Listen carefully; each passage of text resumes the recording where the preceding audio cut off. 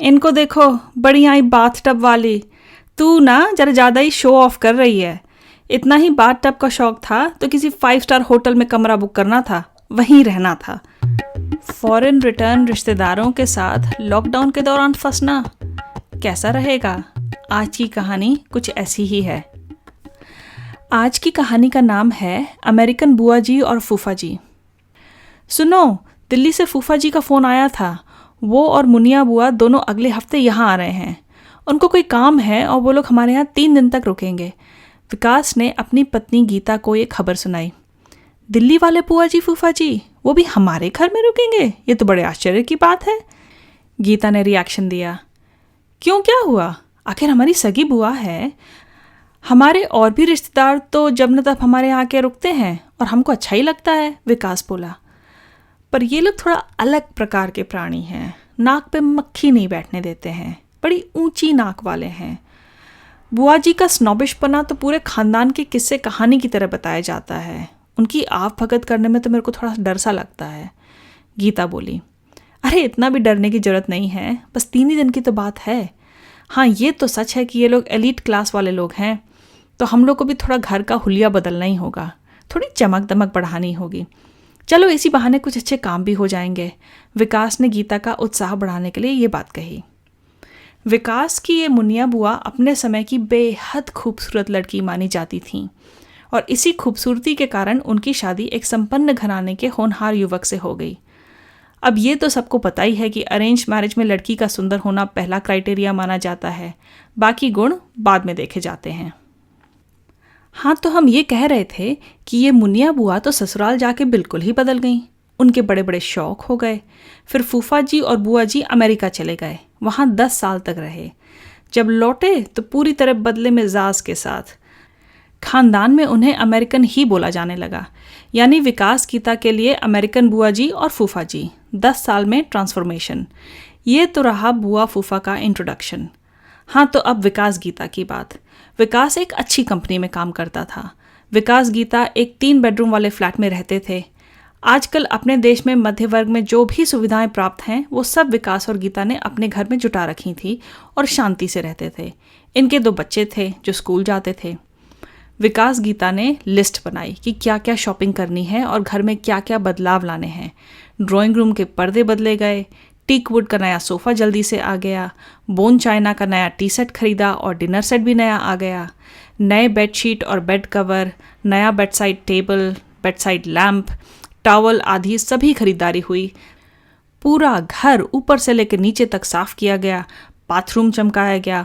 वहाँ शैम्पू, साबुन, mouth wash, body jail और टूथपेस्ट आदि की नई नई ट्यूब्स रखी गईं। गीता ने गेस्ट रूम को बहुत जतन से सजाया और वहाँ इंडोर प्लांट्स तक रखे। नई खूबसूरत पेंटिंग भी लगाई। बालकनी में 2 इजी चेयर रखी और एक कॉफ़ी टेबल रखी। इन सब चीज़ों में खर्चा तो बहुत हुआ है, पर ठीक है। अब आ जाए अमेरिकन बुआ सास और फूफा ससुर, हम सामना करने के लिए तैयार हैं। ऐसा सोचकर गीता मुस्कुरा दी। नियत समय पे बुआ जी फूफा जी पधारे। रात की फ्लाइट थी। गीता और विकास उनको रिसीव करने गए। घर पहुंचते पहुंचते काफ़ी देर हो गई और बुआ जी काफ़ी थक गई थीं। आते ही सोने चली गईं, पर सोने से पहले एक फरमान जारी की गई। विकास बेटा, हम लोग मिनरल वाटर ही पीते हैं, उसका इंतज़ाम ज़रूर कर देना। जी बुआ जी, आप फिक्र ना करें, इंतज़ाम हो जाएगा, विकास ने जवाब दिया। सुबह उठते ही बुआ जी ने गीता से पूछा, अच्छा तुम लोग चाय की पत्ती कौन सी इस्तेमाल करते हो? जी हम लोग लिप्टन की रशियन अर्ल ग्रे पीते हैं, गीता ने तपाक से जवाब दिया।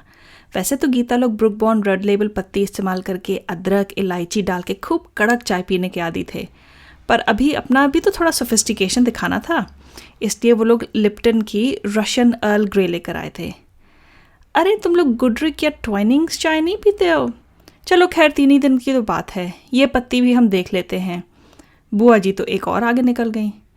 गीता ने चाय बनाई। बोन चाइना का टी सेट एक ट्रे पर सजाया। ट्रे कवर लगाना नहीं भूली। गीता चाय लेकर मेहमानों के आगे गई। थैंक यू गीता, चाय के लिए, फूफा जी पहली बार बोले। गीता ने अपनी बोन चाइना की केतली के ऊपर हैंडमेड टी कोजी जो लगी हुई थी उसको उठाया और कपों में चाय डालने लगी। गीता, टी कोजी के साथ मिल्क कोजी भी लगाया करो, वरना दूध थोड़ा ठंडा हो जाता है और चाय का वो मज़ा नहीं आता। बुआ जी ने गीता की पहली गलती निकाली। चाय पीते ही बुआ जी को प्रेशर आया और वो बाथरूम की ओर लपकी, पर तुरंत ही घबरा के वापस लौट आई। अरे बाथरूम में टॉयलेट पेपर नहीं है, इसके बिना मैं कैसे? ओफो, इतना कुछ खरीद के लाया और टॉयलेट पेपर तो दिमाग से ही निकल गया। बुआ जी आप सब्र करें, हिम्मत करें, बस थोड़ा सा इंतज़ार करें, मैं अभी लेके आता हूँ। मैं यूँ गया और यूँ आया, कह के विकास जो अभी अभी बाजार से मिनरल वाटर का क्रेट लेकर लौटा था, गाड़ी की चाबी लेकर भागते हुए बाहर चला गया।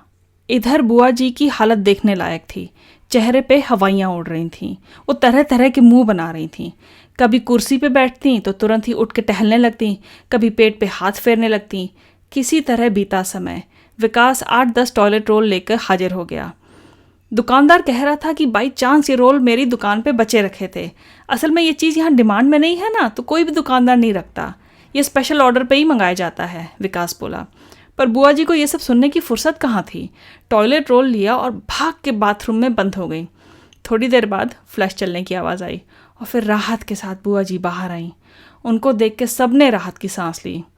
बाप रे, अगर विकास समय पे टॉयलेट पेपर लेकर ना आया होता तो आज पता नहीं क्या हो जाता। अब आई खाने की बारी। बुआ जी फूफा जी इंग्लिश स्टाइल में ही खाना खाते थे। गीता ने भी बड़े स्टाइल से टेबल सजाई।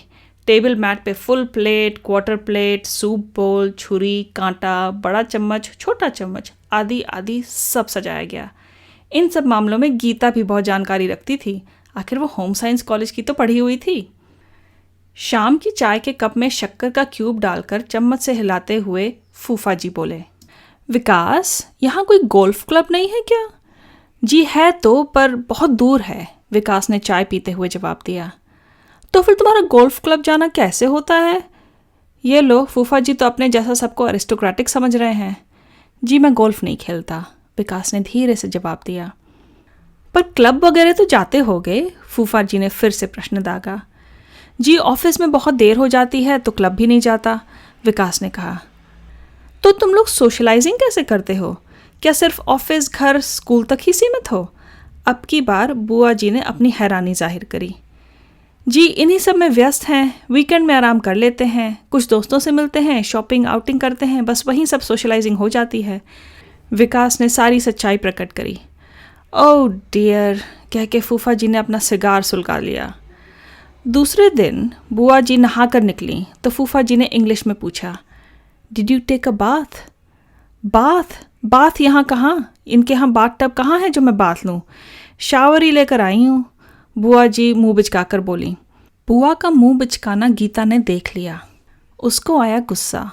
उसने मन ही मन अपनी माँ की परम सहेली भल्ला आंटी को याद किया और कल्पना की कि वे अगर होती तो जरूर कुछ ऐसा रिएक्शन देती।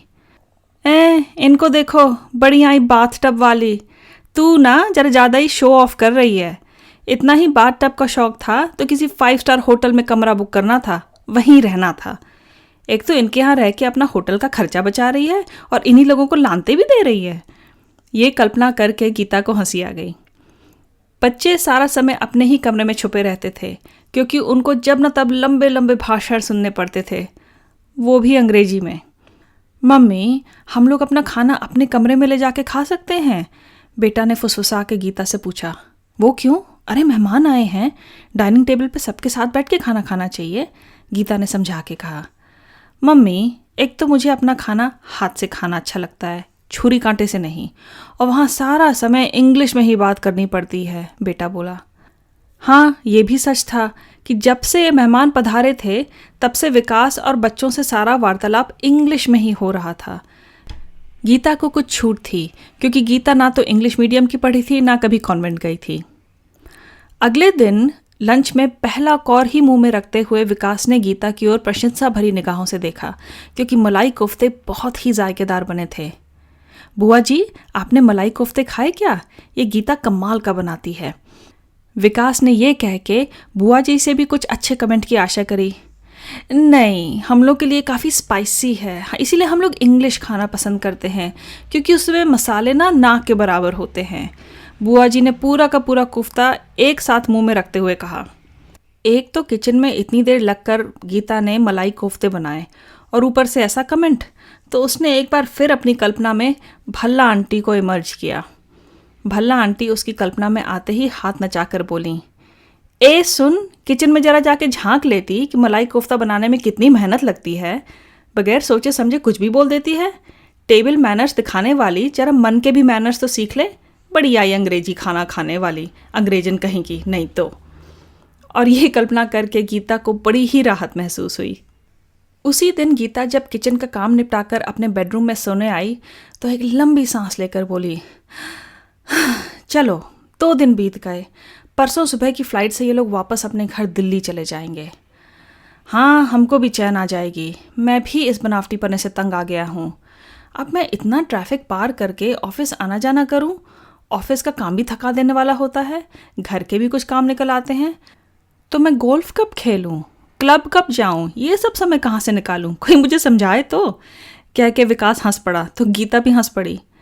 सच तो ये है कि मेहमान जब मेज़बान पर भारी पड़ने लगता है तो चाहे वो अपना सगा से सगा रिश्तेदार क्यों ना हो, मेज़बान उसकी विदाई का बेसब्री से इंतज़ार करने लगता है।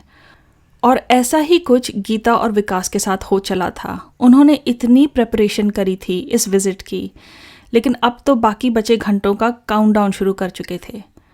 पर हुआ कुछ उल्टा। वो हुआ जिसकी सपने में भी आशा नहीं की जा सकती थी। अगले दिन शाम को ही बुआ जी फूफा जी की सारे सामान की पैकिंग हो गई। तरह तरह से सेल्फी लेकर उमंग और उत्साह के साथ फ़ोटो भी खींच ली गई। लेकिन उसी रात के 8 बजे देश के प्रधानमंत्री टीवी पर आए और उन्होंने कोरोना वायरस के बढ़ते प्रकोप के चलते देश में टोटल लॉकडाउन की घोषणा कर दी। और तो और पीएम ने ये तक कहा कि जो जहाँ है वहीं रहो। अब सारी विमान सेवा बंद, एयरपोर्ट्स बंद, ट्रेन बंद, दफ्तर, school, college, mall, picture hall, बाज़ार सब बंद, सिवाय आवश्यक सेवाओं के सब बंद। वर्क फ्रॉम होम शुरू। गीता की हालत का तो अंदाज़ा आप लगा ही सकते हैं। सज़ा मिली मुझे उन गुनाहों की जो मेरे हरगिज़ न थे। मेहमानों के आने के कारण घर का काम वैसे ही बढ़ा हुआ था और अब तो कोई काम वाली भी नहीं आने वाली थी। और तो और ऐसा भी नहीं था कि बुआ जी फूफा जी को यहाँ बहुत अच्छा लग रहा था। कहाँ दिल्ली का उनका शानदार बंगला जहाँ वो फैल के रहते थे, कहाँ यहाँ उनका एक छोटा सा गेस्ट रूम, उसमें सिमट के रहना। 2-3 दिन तो चलता है, पर पूरे 3 हफ्ते रहना पड़ेगा। उफ़, उनको अपने पालतू कुत्ते की भी बहुत याद आ रही थी। जब से उनके सेवादार ने फ़ोन करके बताया कि उनका मार्शल, जी हाँ, उनके प्यारे लैब्राडोर ब्रीड के कुत्ते का यही नाम था, मार्शल, उनको बहुत मिस कर रहा है और ठीक से खाना भी नहीं खा रहा है, तो बुआ जी बहुत चिंता में हो गई। फ़ोन पर मार्शल को बहुत समझाने की कोशिश की कि वो खाना खा ले। ये कहकर, बेटे मार्शल, मामा का बात मानो, खाना खा लो, गुड बॉय, मम्मी डैडी जल्दी तुम्हारे पास वापस आने वाले हैं। इतना कह के तो रोने ही लगी। फूफा जी भी थोड़ा गमगीन हो गए। अगला दिन तो बहुत ही मायूसी से बीता। बच्चे अपने कमरे में पढ़ते रहे, विकास सारा दिन अपने लैपटॉप पर ऑफिस का काम करता रहा, गीता अकेले ही इतने सारे काम से जूझती रही। और बुआ जी फूफा जी दिल्ली वापस लौटने के तरह तरह के ऑप्शन तलाशते रहे। बस एक ही रास्ता था कि टैक्सी से बाई रोड दिल्ली जाया जाए, पर बुआ जी इतनी देर तक कार में नहीं बैठ सकती थीं अपने कमर दर्द के कारण। अब कुछ नहीं हो सकता, जो जहाँ है वहीं रहो। देर रात को बुआ जी और फूफा जी के कमरे से पहले बातें करने की आवाज़ आती रही, फिर बहस करने की आवाज़ आने लगी और फिर आपस में झगड़ने की आवाज़ आने लगी। भाई अब क्या कर सकते हैं, ये उनका आपस का मामला था। दूसरे दिन किचन में गीता पिछली रात के डिनर के ढेर सारे बर्तन धो रही थी, तो बुआ जी अचानक किचन में आ गई और प्यार से बोली, गीता लाओ, बर्तन मैं धोती हूँ, तुम नाश्ता बना लो।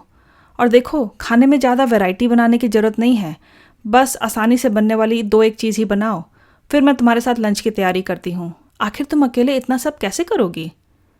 बुआ जी आप कैसे बर्तन धोएंगी? आपसे नहीं होगा, गीता ने आश्चर्य किया। नहीं गीता, जब हम यूएसए में 10 साल थे तो वहाँ तो कोई हेल्प नहीं थी ना, हम लोग ही सारा घर का काम करते थे। मुझे तो ये सब करने की खूब अच्छे से प्रैक्टिस है। बुआ जी ने यह कह के बर्तन धोने शुरू कर दिए। बर्तन धोने के बाद बुआ जी बोली, गीता 1 कप कड़क चाय पीने का मन कर रहा है, बनाओ ज़रा। बढ़िया अदरक इलायची डाल के उबाल कर बनाना तो ज़रा। पर बुआ जी आप तो सिर्फ टी पॉट वाली टी पीती हैं, गीता बोल पड़ी। अरे हो गई ना 3 दिन तक टी पॉट वाली टी, अब चालू चाय पे आ जाओ, कह के बुआ जी ने आंख मारी और हंस दी। और सुनो गीता, तुम शो ऑफ बहुत करती हो। टेबल लगाने में इतनी सजावट की ज़रूरत नहीं है, और ये डिनर सेट, टी सेट, ये सब अंदर रखो, और चाय के सिंपल मग में चाय पियेंगे और गिलास, थाली, कटोरी में खाना खाएंगे, बुआ जी ने सलाह दी। वाह जी, हम तो ऐसा ही चाहते थे, गीता खुश हो गई। नाश्ते के बाद फूफा जी ने एक नया ऐलान किया। गीता, मैंने कल ऑनलाइन वैक्यूम क्लीनर का ऑर्डर कर दिया था, आज आ रहा है। तुम लोग घर के बाकी काम करो, मैं घर की वैक्यूमिंग करके घर पूरा साफ करूँगा। और ये वैक्यूम क्लीनर, ये हम लोगों की ओर से तुम लोगों के लिए गिफ्ट है। अरे वाह, ये लोग तो बड़े अच्छे से एडजस्ट कर रहे हैं। इस लॉकडाउन ने तो इन लोगों को एकदम बदल के रख दिया है। अब तो कोई दिक्कत की बात ही नहीं है। पर वो मिनरल वाटर और वो टॉयलेट पेपर वाली प्रॉब्लम, लॉकडाउन में ये सब तो कुछ मिलने वाला नहीं। चलो छोड़ो, जब ये लोग इतना एडजस्ट कर रहे हैं तो वहाँ भी कर ही लेंगे। अच्छा सुनिए मुनिया बुआ, अगर मुनिया नहीं, मनु, मैं मनु बुआ हूँ, थोड़े तो स्टैंडर्ड्स मेंटेन करने हैं। गीता मुस्कुरा दी। आखिर ये भी तो सच है, उनमें गज़ब है हुनर बदलने का, बड़ी जल्दी अपना मिजाज बदल लेते हैं। कैसी लगी आज की कहानी? अगर इस तरह की सरल, साफ़ सुथरी और हल्की फुल्की कहानियाँ आपको पसंद हैं तो हमारी दूसरी कहानियों को भी सुनिए। इसी वीडियो के डिस्क्रिप्शन में उन सब का एक लिंक होगा। और हाँ, लाइक, कमेंट और शेयर करना ना भूलिए। अगली बार फिर मिलते हैं, तब तक अपना खूब ध्यान रखिए।